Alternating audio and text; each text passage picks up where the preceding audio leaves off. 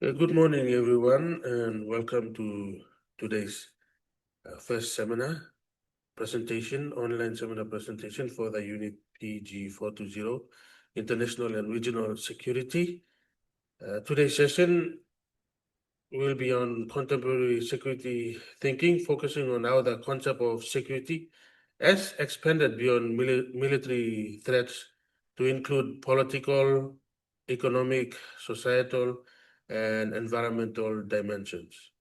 So first, when the field of security started, it was focused more on military security, military strategy, one country fighting against another country. But now it is sort of due to globalization and other factors, it has moved to look at political, economic security, political security, societal security, and environmental security. And you know the examples, climate change, public safety, etc., etc. So this session is strictly for presentations only.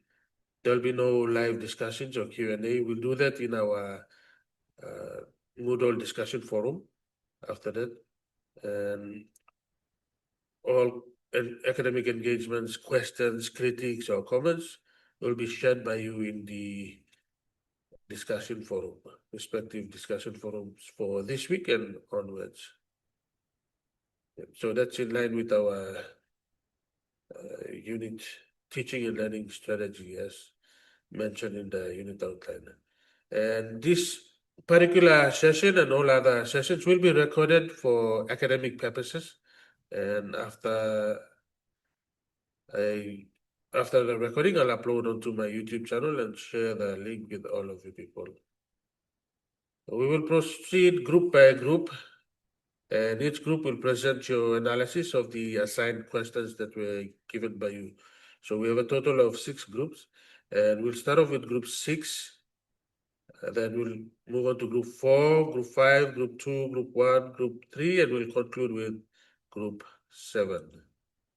So without further delay, I now hand over the virtual microphone to Ms. Beck and Ms. Gabai to start our discussion. Thank you, everyone.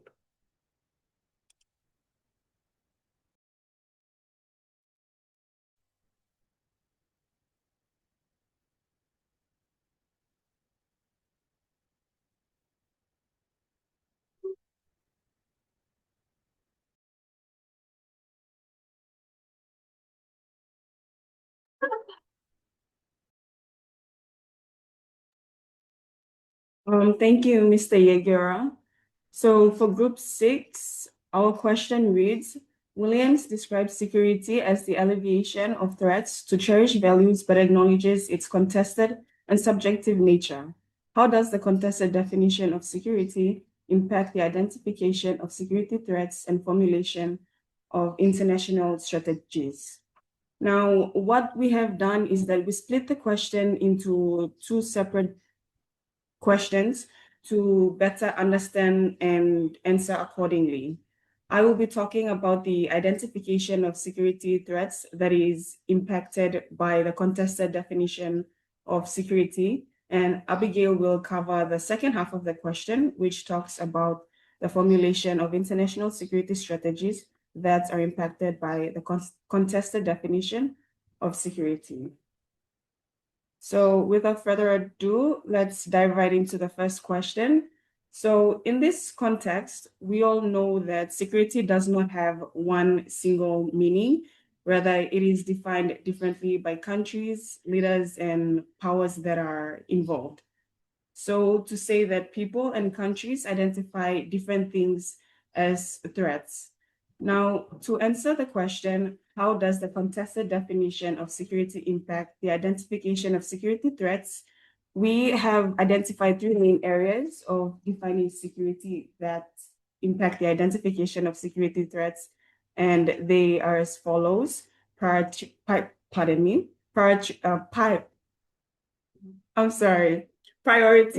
That is the threats that are prioritized differently by actors.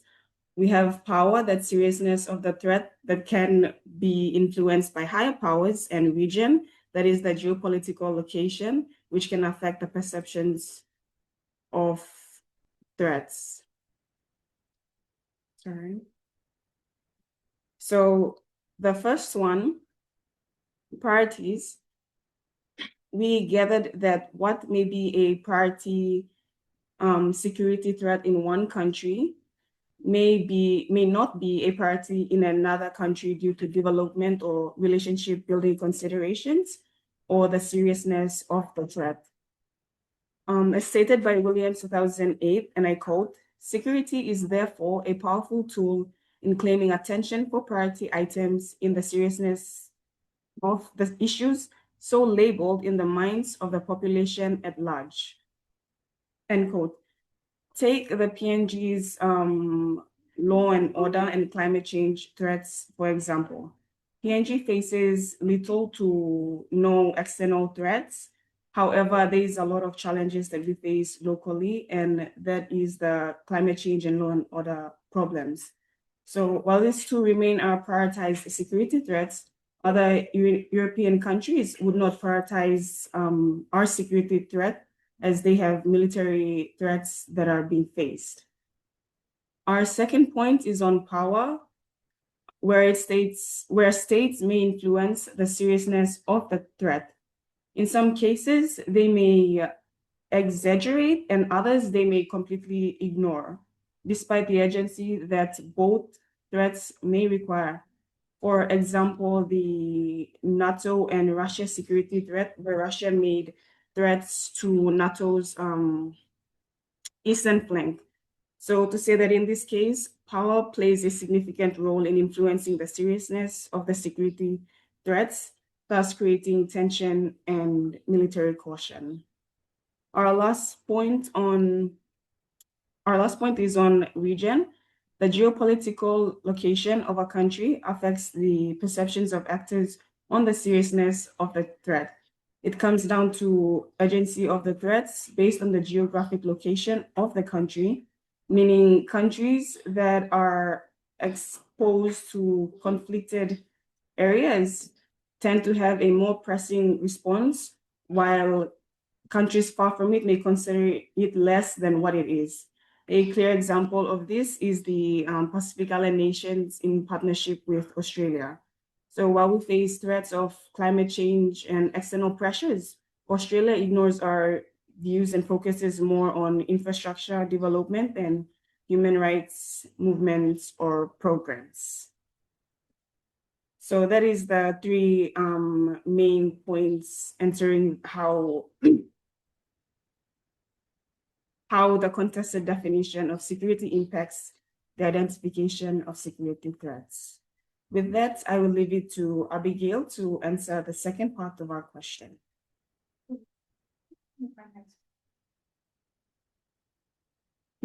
Tracy Simple.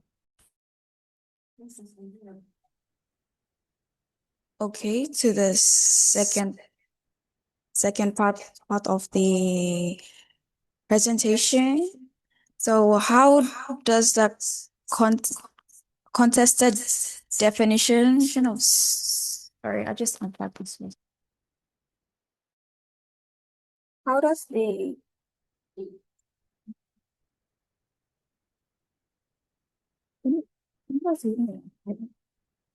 So how does the contested definition of security impact the formulation of international security and strategies? So I've broken this into two parts: contested security and international strategy, and impact on formulating international strategies. So to answer this question, it was taken from Krause and Williams, 1997. So under the constructivism perspective, using the theory of constructivism, security is, like Lauren said, is contested and subjective, meaning there is no single argument to what counts as a threat. Okay, moving. So security threats are socially constructed. International strategies are shaped by evolving norms like multilateralism and human intervention. This goes back to what Krause and Williams mentioned about the UN organization and how the involvement of addressing security issues was first established. It was mainly focused on humanitarian intervention and not other threats. After decades later, evolving threats rise as climate change, cybercrime, cybersecurity, and all that. So that's what Krause and Williams mentioned. So what's considered as a security threat depends on political values and shared ideas. And on the impact on formulating international strategies, states, they prioritize different threats. So there's tensions between sovereignty and human protection. Under the UN, where the UN Social Council, Security Council, sovereignty plays a part because every state, they have a right of their own sovereignty in making decisions. So this also impacts focus on certain threats in the UN organization. So United Nations, sometimes they support humanitarian intervention, what's their main action, but maybe they block to sovereignty of other states, major powers like USA, one of the major influence in the UN. So because of that, their consent, it overpowers the mission of UN. So Security Council decisions, they become inconsistent. So it makes it hard for international bodies and policies for under UN to be formally effectively implemented. So fragmented international response and selective intervention, as I mentioned about the major powers. So international security strategies are not shaped just by power, but competing ideas and norms. So power politics and norms, they always clash. Moving on.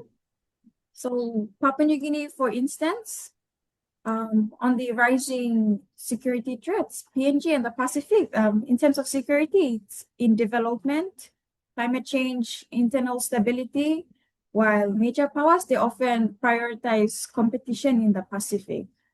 So we see the Paris Security Agreement focused on climate change and security, and then the responsibility to protect, it's between I would say geopolitical rivals between major powers and their interest and how they can protect minor powers within their region. And the other one is the Baiktewa Declaration. This declaration was established in the late 90s or early 2000s. So this declaration was about regional crisis response to PNG and the Pacific. So Papua New Guinea's security is often linked because of the difference of how they are linked to climate change and international stability. Security contested is how international strategies, they reflect competing definitions and how it should be protected.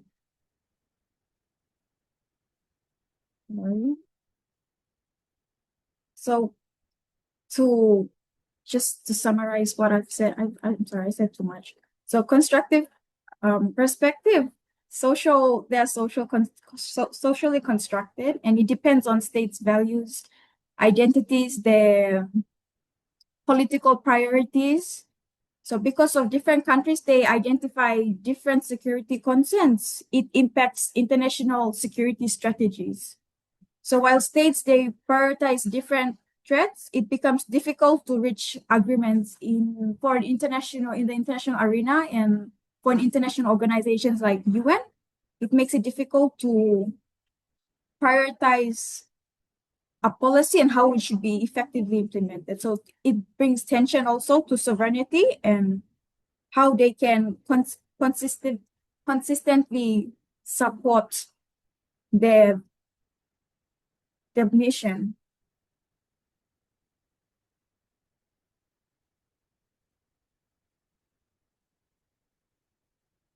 So lastly, so security is contested.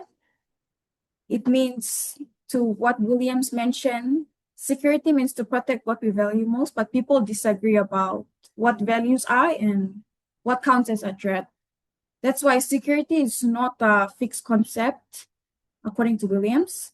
it's not, it changes depending on time, place, and perspective. So strategies, they have to become negotiated under the international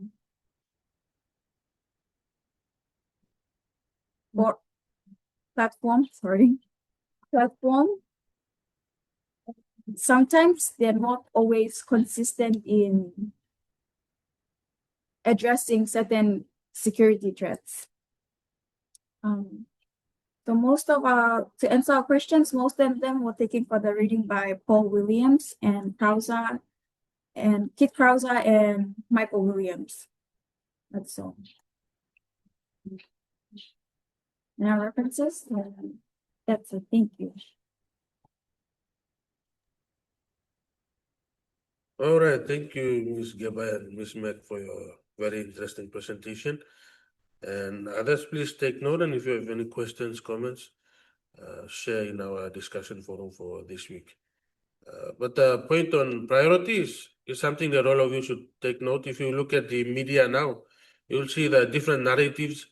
The West, the narrative is more about China as a threat, and then our Prime Minister, the Right Honorable James Marape, has argued that no, China is not a threat. China is an economic partner. It's our economic partner because we are a less powerful country. The powerful countries, they view China as a threat to their way of life and to their to their power status in the international system today. But for us, we see China more as a development partner. So it's a matter of perspective and priority, and like what both of them has shared, identity and values and norms and the power distinction between us and advanced powerful countries. So thank you. We move on to the next group, Group 4, and Group 4 will be represented by Ms. Potty and Ms. Minut. So please, the virtual microphone is yours. You can start your presentation. Share with us your answer.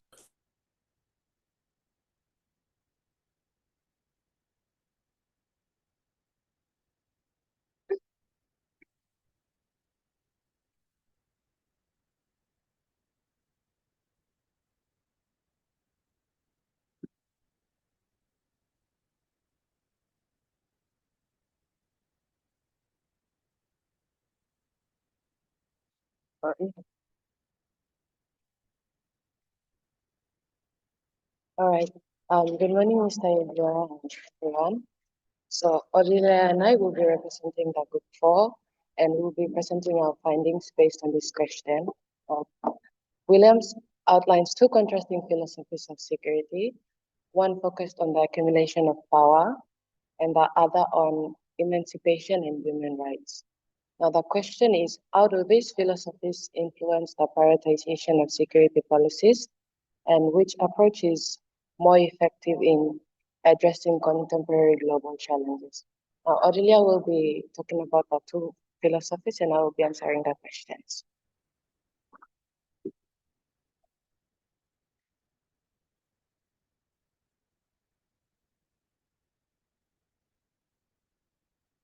Okay, before I move into the two philosophies by Paul M. D. Williams, I'd like to just stress on security in the world of international relations and politics. And it is not just limited to the hard power that majority conceptualize when we talk about discussions, when discussions arise about the security of states. However, it also covers areas of the vulnerability of people towards accessing basic services, human rights, and many other areas that are concerned with the security of a citizen or a nation as a whole. So in this discussion, we will focus on two philosophies that are very distinct and how they influence security policies, and which philosophy would best fit combating contemporary global challenges. So yes, the first philosophy is security as the accumulation of power, or the realist approach. Now, this approach focuses on state and power as the foundation of security, and it's linked to traditional way of thinking about security or realist theory in international relations. This sees the state as the main actor, or state or a country as the main actor in global politics. And it believes that the world has no central authority, The world has no central authority. It is anemic. So countries mostly depend on themselves to survive. States compete with each other and try to become more powerful. These states, the states must, pardon me. States or countries rely heavily on their military strength, economic power, alliances, and strategic partnerships. Oh, I can say that. Sorry, I'm blocking myself. In this sense, security means protecting national borders, sovereignty, and their political independence. So the stronger the state, militarily and economically, the more secure it is. And a perfect example would be Korea and China, where it's very evident through their building of their military capability. So yes, this prioritizes national interest and may justify the use of force to maintain balance of power. Now, security, this approach leans more to security through power and competition, and the main focus of this approach is power and survival. The second philosophy is security as an emancipation and human rights, and it is a critical approach. And it focuses on individuals and communities and not just the state itself, as I've mentioned. And it's influenced by critical security studies.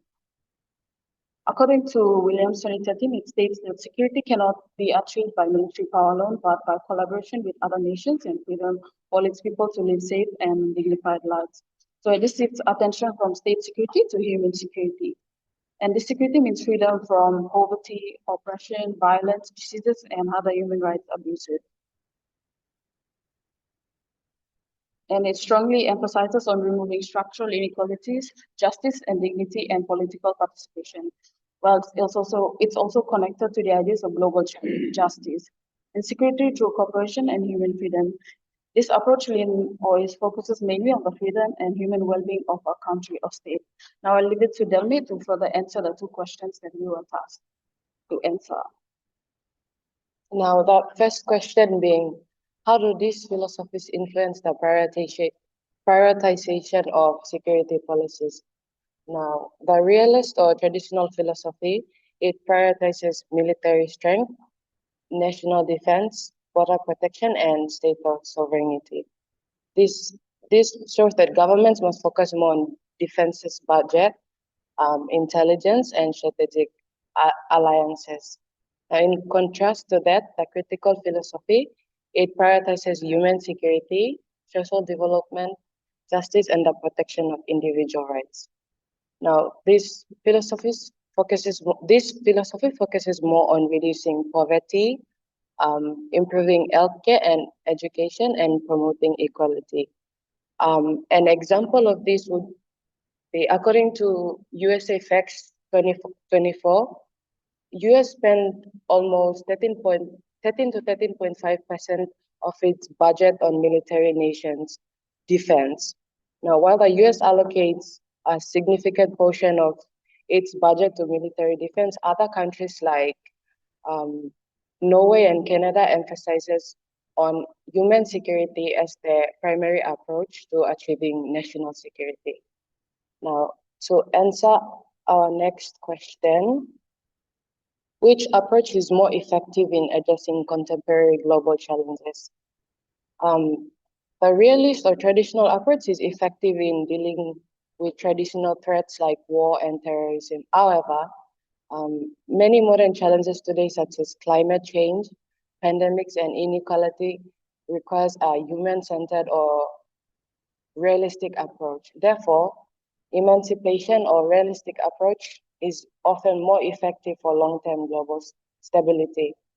However, a combination of both of these approaches can work best in practice. Yeah. An example of this would be, it's taken from the reading. According to Williams 2013, the US leaders, they viewed Iran's potential nuclear weapons as a threat, but not those allies like India and Pakistan. This suggests that mutual trust and cooperation among states could enhance global security and help address shared challenges. Now, in summary, as we've gone through with Alden Williams' book, it identifies two contrasting philosophies of security. Now, the first one sees security as a state of power, and it focuses mainly on military strength, a country's sovereignty, its national survival in dangerous international systems.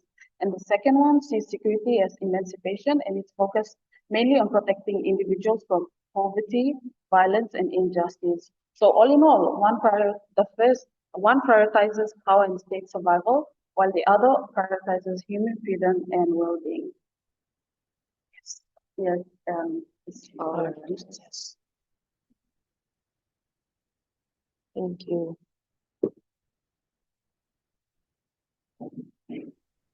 All right, thank you, Thomas, Ms. Poti, and Ms. Minute for a very in detail answer. You've answered it clearly as well, and I believe your peers now they understand the distinction between the two philosophies.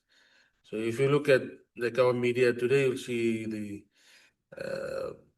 issue of SAV, socially accusation related violence. So it's more on based on human security, and domestically we've like prioritized that, and we're getting international NGOs and law enforcement in the country to work with communities to stop this serious breach of human rights. So thank you. Just an extension of what you've shared with us. And if you have any questions, comments, please share in our discussion forum for this week. We now move on to the third group. You've heard from two different groups already, Group 6, Group 4, and very interesting and in detailed answers. We now listen to Group 5. Group 5 is represented by Ms. Lawi and Ms. Kal. The virtual microphone is yours. Please go ahead.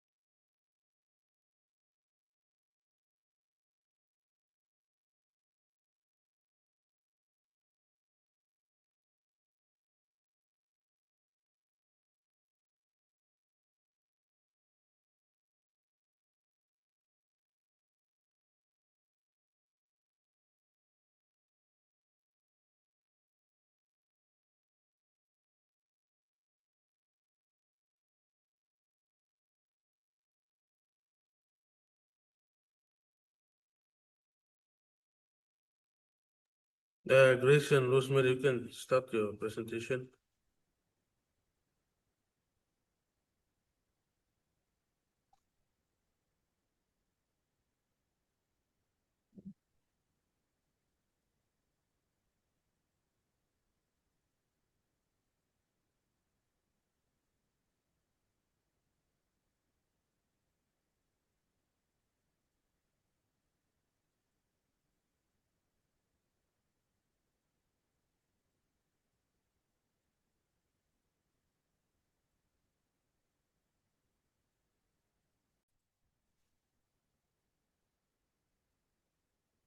Hello?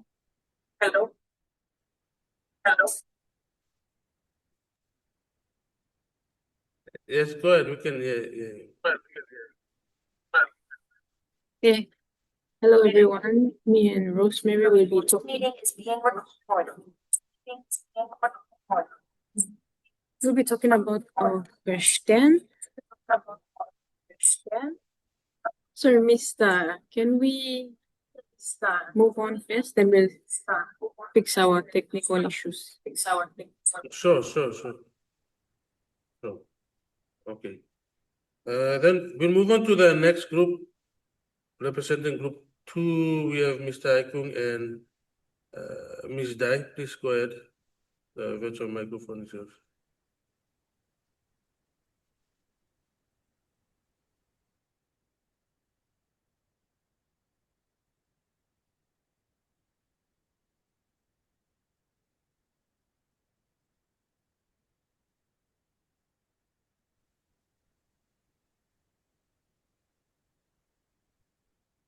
Hi everyone,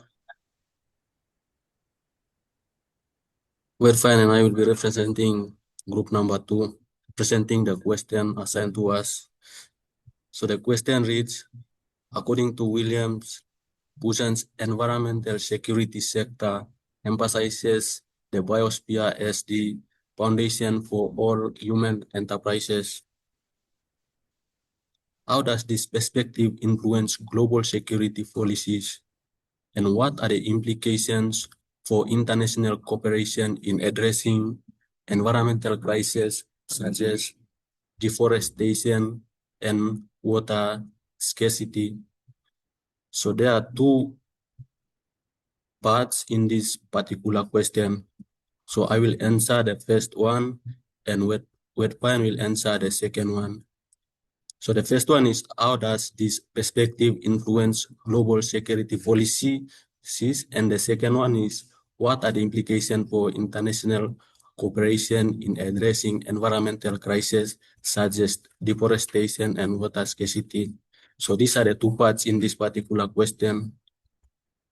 So before I answer the first one, how does this perspective influence global security policies?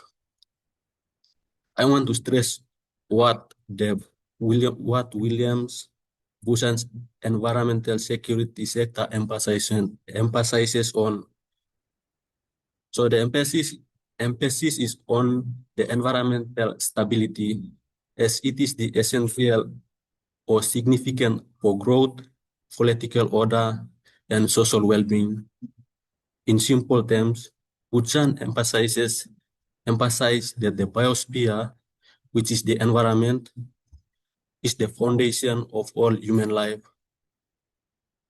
And without it, nothing else, such as economy, policy, security, can survive. So this is the emphasis that Williams Buzan's environmental security sector emphasizes on. So now to my question, what is the emphasis? How does this perspective influence global security policy?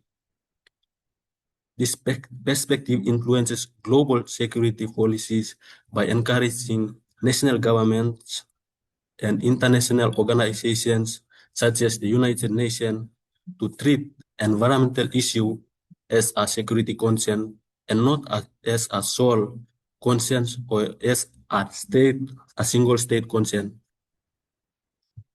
Issues such as deforestation, climate change, and water scarcity are now seen as threats that can cause conflict, migration, and food shortages, leading to political instability, unlike before.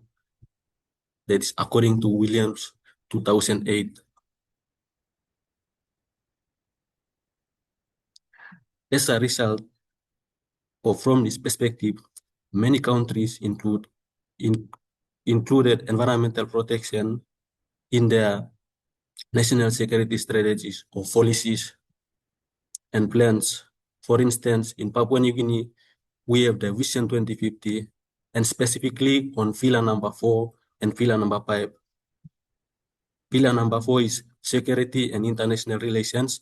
That is to do with the cooperation and the relationship with other states, how we can come together and mitigate these effects. And the pillar number 5 is environmental sustainability and climate change. So global institutions also prioritize environmental issues in policy planning. Global institutions such as United Nations, who has the 17 SDGs or Sustainable Development Goals, which really encompasses every factor that exists in the environment. Apart from institutions, some countries too have established authority or special regional group or allies to mitigate some of the human causes would also add to the issue of climate change. They invest in climate adaptation, disaster management, and sustainable resource use to prevent future conflict and instability. An example is the organization that falls under this is the Amazon Cooperation Treaty Organization that was established in 1978. It was founded by countries such as Bolivia, Brazil, Colombia, Ecuador, Guyana, Peru, Suriname, and Venezuela. The ACTO or Amazon Cooperation Treaty Organization is the intergovernmental socio-economic bloc in Latin America. So that is more or less like a region organization committed to sustainable development, the protection and conservation of the Amazon basin. Its focus is on forest management, monitoring deforestation, and water resources.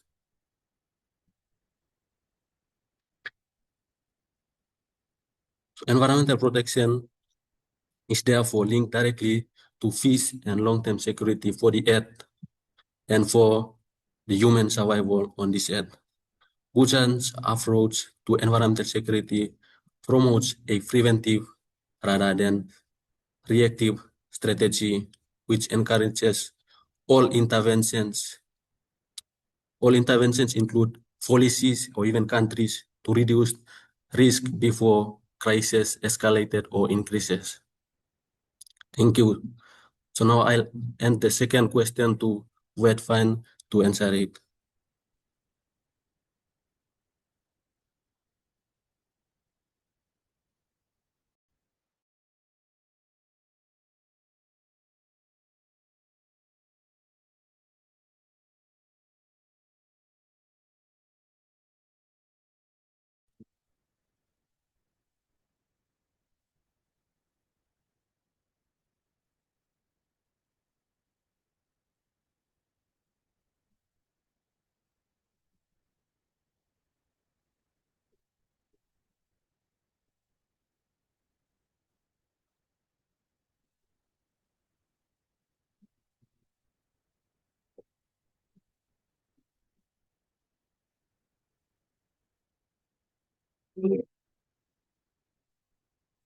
Thank you, Theo. To answer the second question, what are the implications for international cooperation in addressing environmental crises such as deforestation and water scarcity? According to Williams' interpretation of Buzan's framework, it highlights that environmental problems do not respect national borders. It's everyone's problem. This approach promotes a preventive rather than reactive strategy, which encourages early interventions, as mentioned by Theo, to reduce risk before the crisis escalates. Issues like water scarcity, deforestation, and global warming push states towards treaties, regimes, and more collective actions. According to Buzan and Hansen 2009, the implications are rooted in political aspirations such as geopolitical reasoning. Because of this, no single country can solve these problems alone. So this perspective promotes international cooperation in several ways. One, environmental issues should be shared with security responsibilities globally. All because the biosphere supports all human activity, including human civilization. Environmental crises such as the mentioned deforestation, water scarcity, and climate change cannot be managed by a single country, but rather as a whole. It encourages countries to share responsibility for protecting national resources, and states are more likely to participate in environmental agreements, joint conservation programs, and regional water management systems. An example would be the Amazon Cooperation Treaty 1978 and the Pacific Islands Forum. The second one is the international agreements and treaties. Because environmental systems span national boundaries or trans boundaries, international collaboration becomes more essential, making treaties and conservation regimes a more cooperative resource, and management is to a global level. These actions or such factors work together to provide funding, technical support, and research to address environmental crises. An example would be the UNFCCC and UNEP.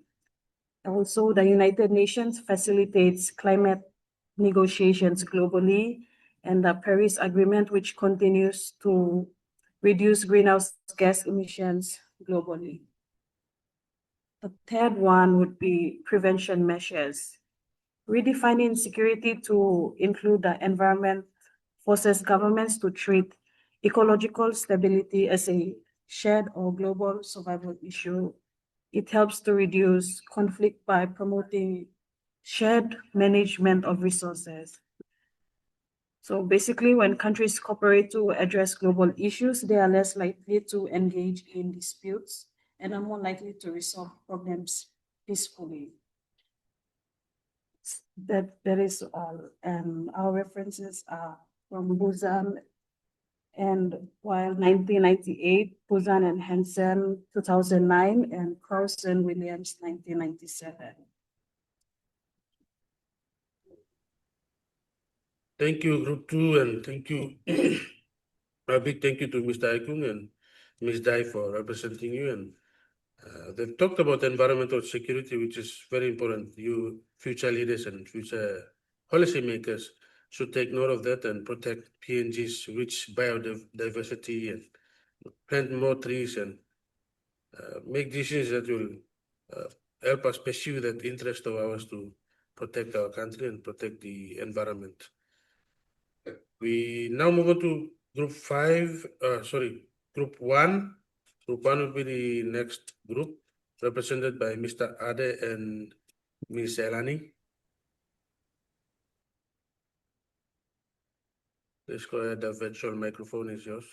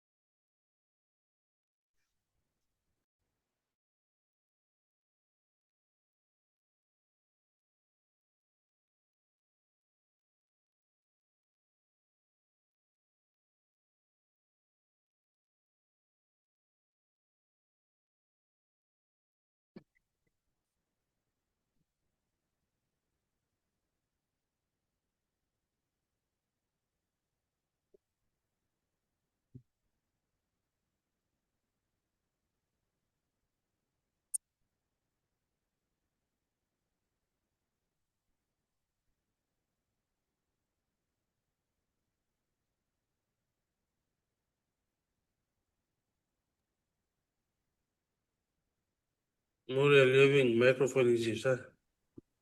Yes, All right. Mr. Okay. Oh, okay.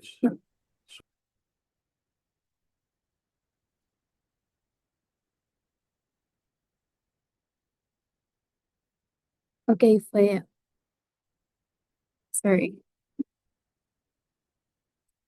For group 1, the question given to us, sorry, there was a statement and a question at the same time. So I will be elaborating more on the statement and Francis will elaborate on the question. So without further ado, I'll just go straight into it.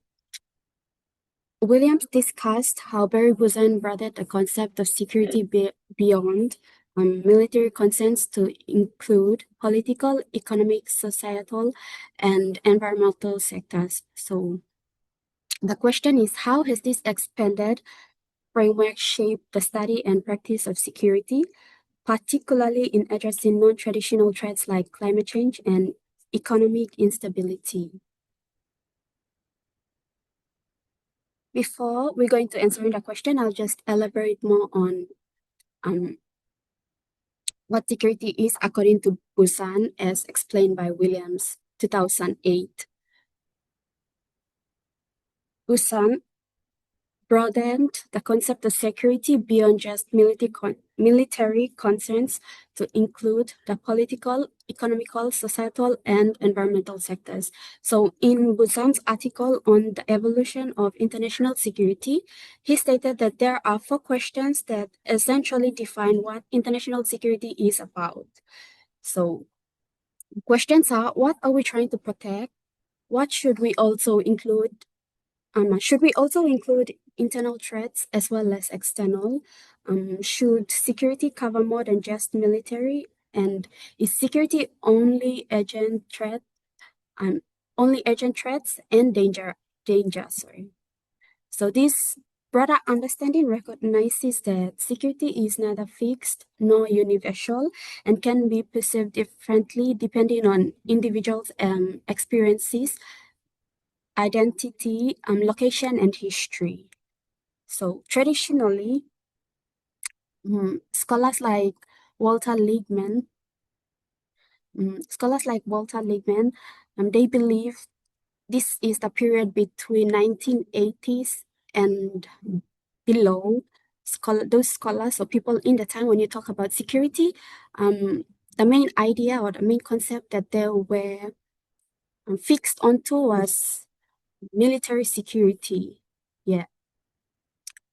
However, in 1990s and above now, when we talk about military or when scholars talk about when scholars talk about international security or security, the idea of security has changed to be more in-depth rather than just military. So they look at political issues or concerns, economical concerns, and societal and environmental concerns. So yeah, according to Buzan, in the simplest explanation that I can give, security is threat to a certain object that is valued by a large population of people, which becomes or which is an emergency priority. So that's what security was based on. Yeah.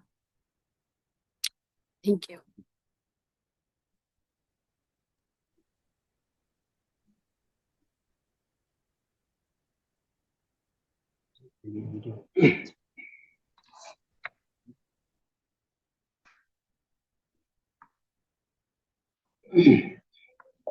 So Williams discussed how Buzan talked about security as human collectives and not just states by arguing that security was first affected by 5 main sectors, which are military, political, economic, societal, and environmental.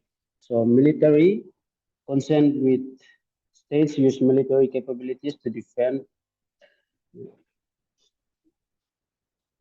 and perceive each other's intention. As security is not only military, Busan preferred to refer to military studies as strategic studies. So under political, Busan focused on the stability of country's government and considers the ideologies or beliefs that gives the states authority. In economic, Busan revolved around ensuring a country has enough resources, money, and access to trade and markets. He also focused on a stage level of economy, as a weak economy can make country vulnerable. On the societal sector, Busan centered on the preservation and development of traditional patterns, protecting a community way of life. And on the environmental sector, Busan concerned with the protection and sustainability of environmental ecosystems that support human activity. So in summary, from this expanded framework, security is now seen as protecting people and not just states. This concept has paved way for study of non-traditional threats such as climate change, which can be seen as small but can cause great effects such as natural disasters and migration, which can increase social unrest and in a way which can weaken governments. So with this, governments and international organizations now respond with product strategies, climate change policies like PNG National Adaptation Plan, development programs, and economic planning like the Vision 2050, rather than only relying on military solutions. That's all. Thank you very much, Group 1, and a big thank you to your representatives, Mr. Ade and Ms. Elani. I hope they helped you to understand the shift from military to human security. And also, I'll leave you with this question. Do you think what is trending now is PNG being placed on the gray list? So is this issue an economic security issue? As per what they've explained based on Buzan's work. So that's something for you to think about. So I'll leave you with that question. Is the grey listing issue an economic security issue? We move on to group number 3, represented by Mr. Lige and Ms. Kavagu. The virtual microphone is yours. Let's go ahead.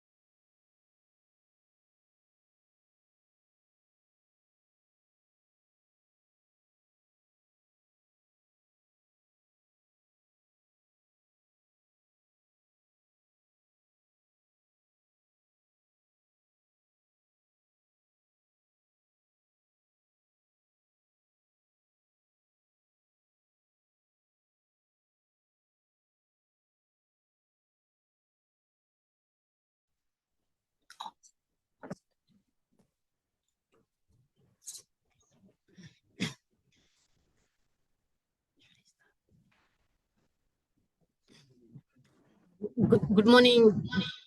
Good morning, everyone. So we are group 3 and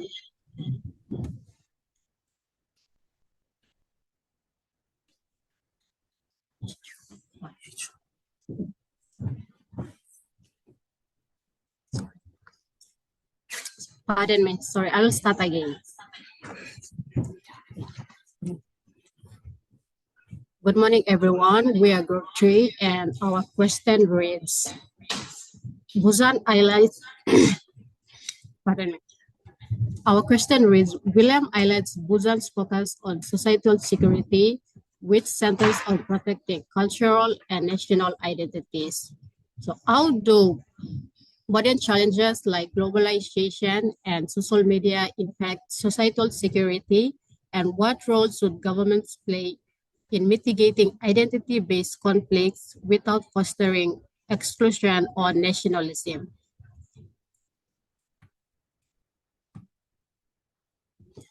So we have divided the question into 2 parts, and I will be taking the first part, impact of globalization and social media on societal security, while Greg will be talking about the second part, government's role in mitigating identity-based conflicts. So according to Williams, Buzan's idea of security goes beyond the traditional state-centric model to include political, economic, environmental, and societal dimension. The author also stated that societal security shifts the focus of security from protecting territorial borders to protecting collective identities and such as culture and nationality. So modern challenges like globalization impact societal security through accepting foreign influence in the form of language, religion, technology, culture, migration, and so forth. So these foreign influences destroy national identity without protecting its indigenous cultures, customs, and are viewed as threats to national identity. For instance, William 2008 stated that the establishment of Muslim communities in European countries are seen as a source of threat to its national security due to its continuous attacks on several European states. Moving on, furthermore, Williams 2008 noted that the Muslim community, has instigated several incidents, including the attack on London, murder of filmmaker Theo Van Gogh, and riots in the suburb of Paris. So social media platforms can spread both facts and misinformation, and this has exerted much influence on today's societies to adopt Western cultures, resulting in a weakening of cultural values and loss of traditions. However, globalization and social media cannot only threaten identities, but it can also increase cultural interaction and promoting diversity. This can include spread of new technologies, skills, and knowledge. So all in all, globalization and social media increases contact between different cultures, but can make societies worried that their identities is being threatened or changed.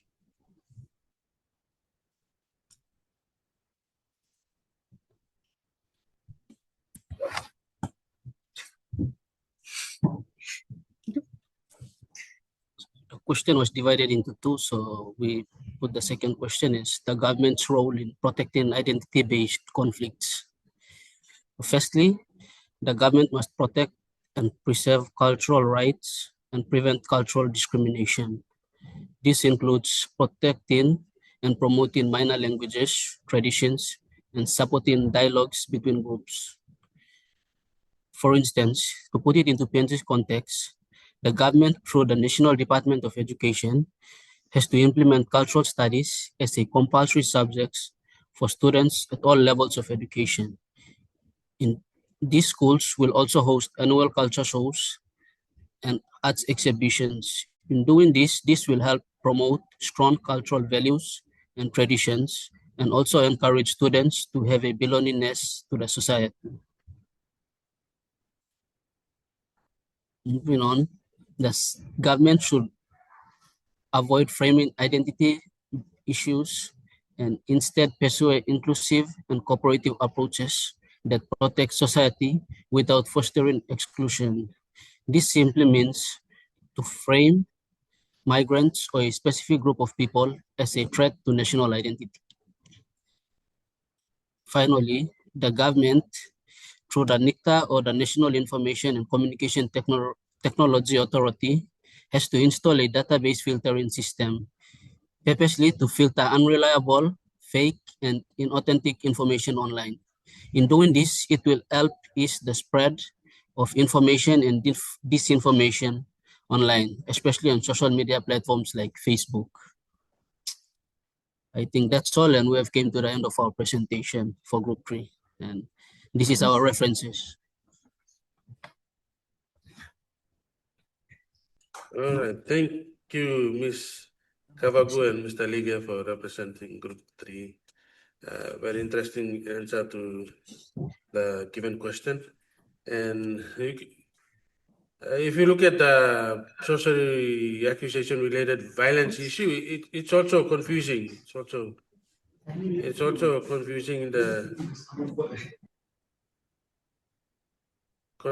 the sense that we are looking at human rights issues from a Western perspective, but then sorcery is it's a cultural thing. It's a cultural practice that we've practiced from generation to generation. And Poisin, Sanguma, all that were inherited from our ancestors. And the belief of sorcery is deeply embedded in our mindset. And then we have the issue of human rights. So it's a really interesting societal security issue that we need to debate more. All right, thank you, Group 3, and we move on to Group 7. Group 7 is represented by Mr. Wangu and Mr. Nakin. Please, gentlemen, go ahead. And then we'll come back to Group 3, Ms. Lawi and Ms. Gal will conclude. So Group 7, the virtual microphone is yours.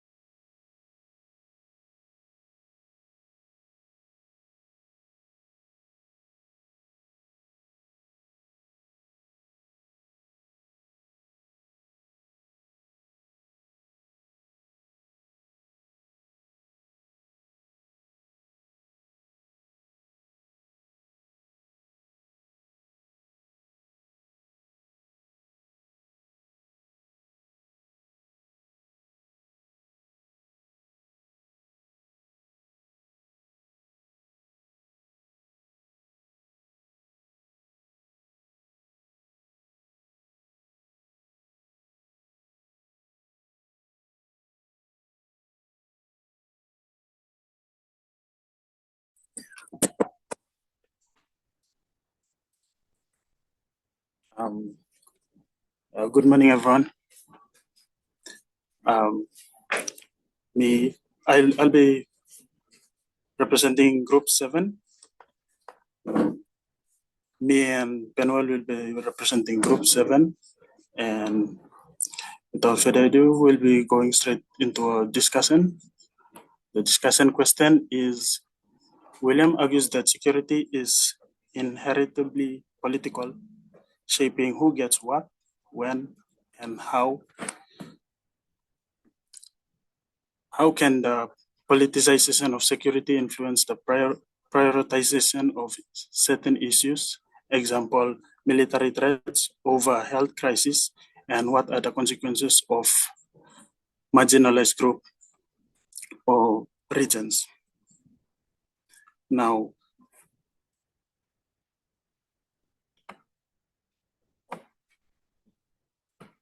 the content of our presentation, we've broken the presentation into 3 parts: the security, politicization of security, and the consequences of politicizing security. Let's go straight to our discussion. Security can be described in so many ways depending on the context of how it is being used. In this case, security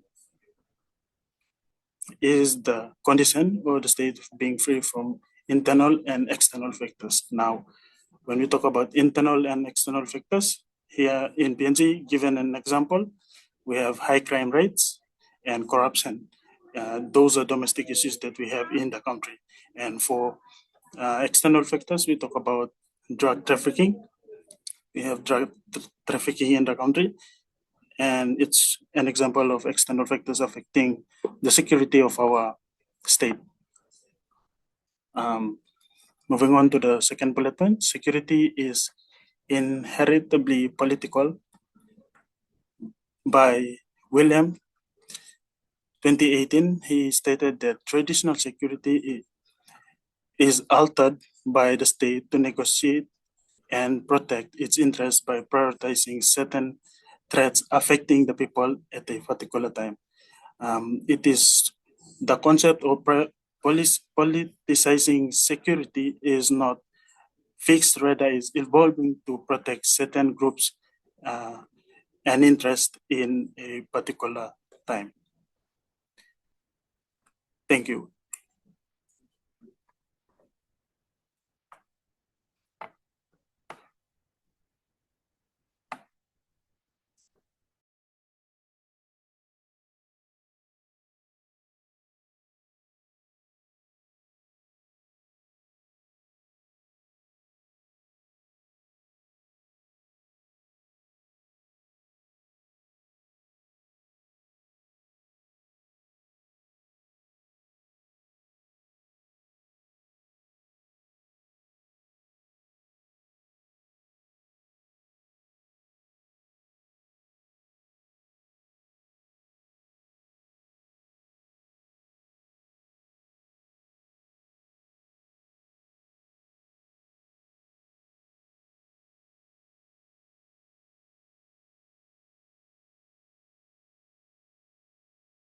Moving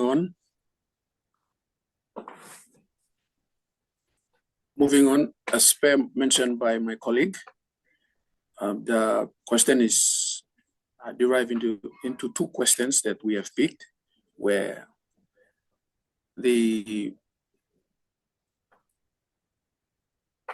how can the politicization of security influence the prioritization of certain issue? Now, it mainly depends on certain issues such as state-limited capabilities and issues that may be met in conflict of interest and negligence of public needs. Now, most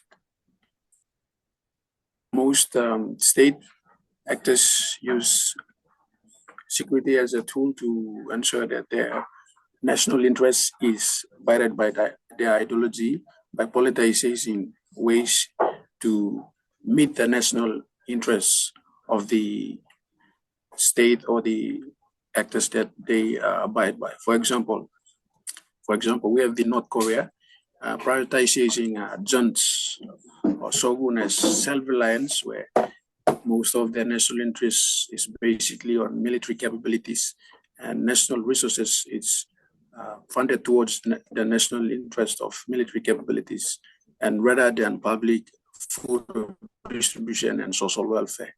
And it leads to the consequences of marginalized uses and groups where it happened. So security is a tool that politicizing used by state actors to prioritize certain agendas in terms of their ideologies. As mentioned by Williams, he argues that it mainly depends on ideologies and the state national interest. Moving on to the second question, and the consequences, what are the consequences for marginalized groups or in region now? Politicization can be detrimental and beneficial in different ways, but it marginalizes in human security. For example, when we have this Hamas and Israeli war, in political motivated, it causes the citizen to face the consequences of being migration in their country, in moving, and the marginalized groups resulted of why the country, especially Israel, and the militant to use this as a political motivated, and it leads the consequences of marginalized groups, especially migration, to occur, and leads to citizens seeking asylum seekers in other country. So these are the consequences where, for example, erosion of rights, government have to take control of using, helping or allowing citizens from other country to come into their country. For example, US has the policy of allowing migration to come into their country. Some of their rights is being taken away when they move to another country. So marginalized groups do form because of the consequences led by the state actors when in pursuit of the ideologies that based upon their aspiration. For example, North Korea, Israel-Hamas war that happened. Moving on to the conclusion, now William argues that state actors act with the power dynamics, especially such as military or economic capabilities to determine and prioritize the national security. And the consequences unfolds to the economy of a country and to the livelihood of the people that resulted in marginalized groups. So what William is point of view argues that not all the time external factors do affect the decisions of the national interest and of the country, but due to how the state is run by actors' ideologies and power dynamics of who gets what, when, and how, because of power dynamics. Thank you. This leads to our end of the presentation, and this is our references. Thank you.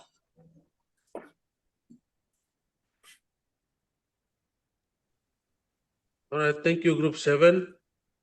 Thank you, Mr. Wangu and Mr. Nakin. We'll move on to our final group, group number 5. We'll come back to group number 5.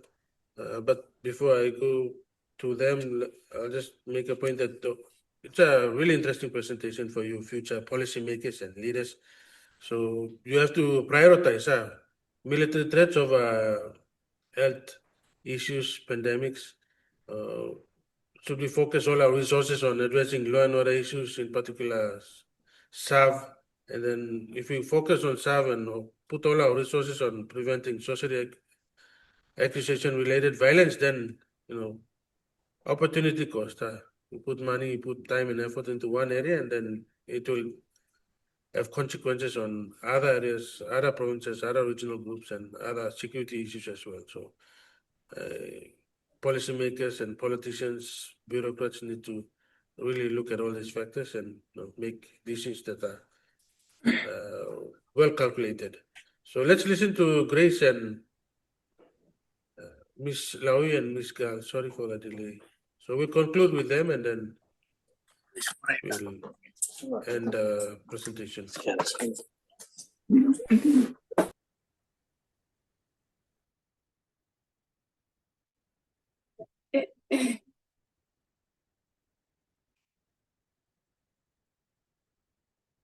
Intro. Sorry for the inconvenience caused earlier. Hello once again. On behalf of Group 5, Grace and I will give a brief analysis on the given question for this week.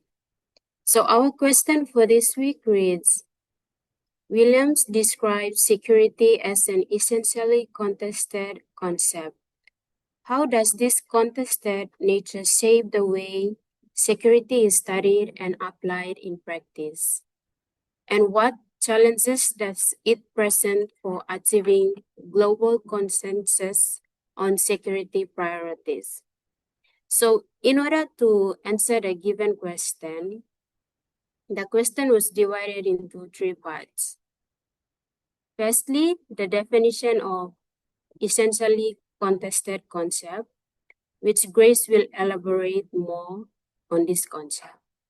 The second part is how does this contested nature, which refers to the concept, shape the way security is studied and applied in practice? And this will be answered by me. And thirdly, what challenges does it present for achieving global consensus on security priorities? And this will be answered by Grace with a brief conclusion. So Now I'll leave it to Grace to define the concept. Before we answer our question, we want to know what essentially contested concept mean. So the word itself, essential means of importance or vital. Contested means disputed, debated, or disagreed upon. So simply, essentially contested concept means that security is very important, but different people understand it in different ways, as it is seen as a concept that is not fixed. So moving on, Williams describes security as an essentially contested concept. So how does this contested nature shape the way security is studied and applied in practice? To answer this, basically, security has no defined meaning. Thus, scholars study how the word is used, who defines it, and the consequences of these definitions in the real world. Security in international relations means reducing threats to important values, especially those that could endanger the survival of a key actor like state in the near future. Because of this, security is always political. Once an issue is labeled as a security threat, it gains priority in government agendas. Meaning to say, firstly, like security is about protecting vital values and survival. And secondly, calling something a security threat, it makes it politically agent. Therefore, government of each state and nation act differently depending on what they label as a security threat. Thank you.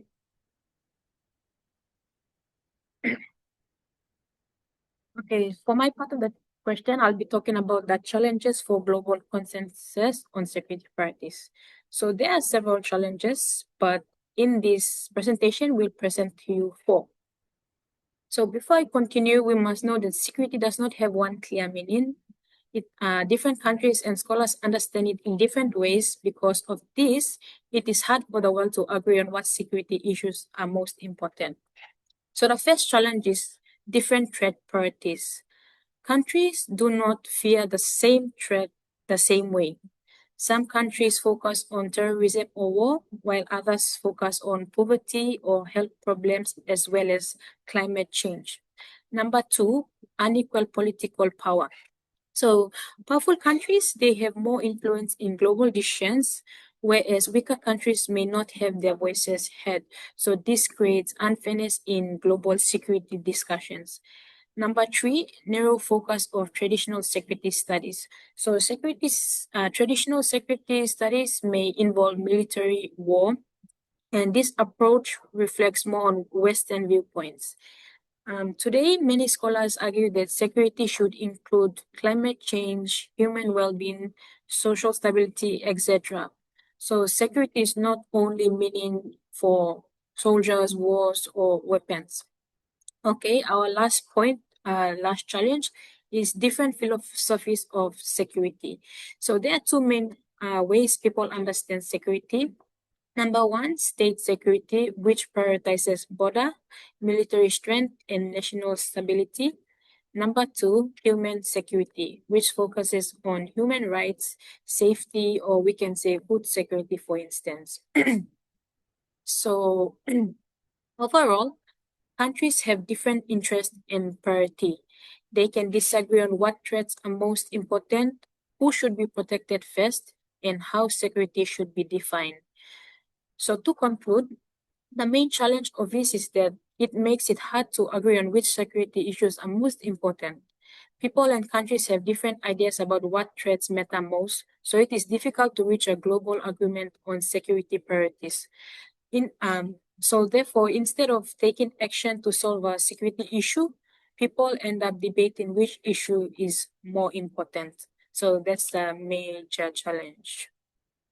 Thank you.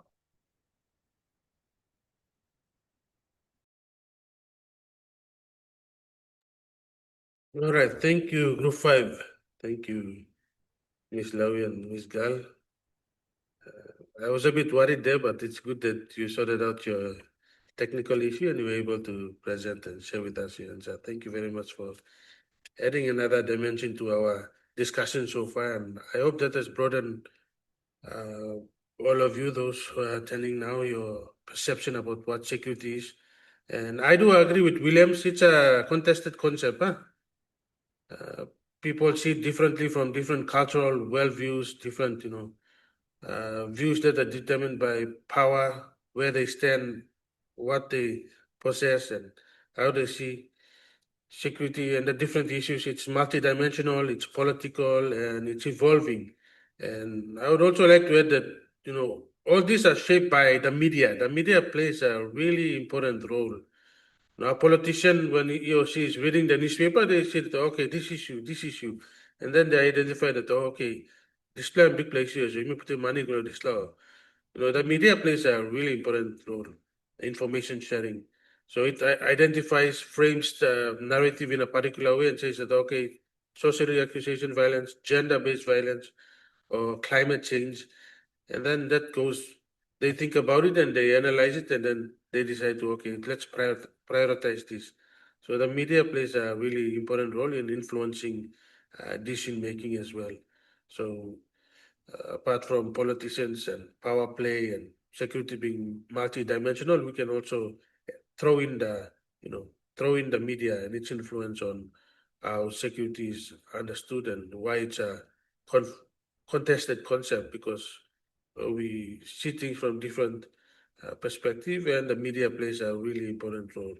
So that's my takeaway message for this morning, and I sincerely thank all of you, all the group members, for breaking the ice. This is our first seminar presentation, so I hope next week onwards we'll get into the grind, transition smoothly to other presenters, and we can share our views and our answers with each other. So I thank you everyone for your time and for your effort, for preparing your slides and for sitting down reading the readings and providing answers to the assigned questions. So this brings us to the end of our presentation this morning. And like I said, for questions, comments, you can share in our discussion forum for this week, and we expand or extend or continue that discussion. But thank you everyone, and people are gonna have a nice day. Take care. We'll see each other on Monday. Monday we have the second seminar for the topic on security as a concept. All right. Bye bye. Thank you.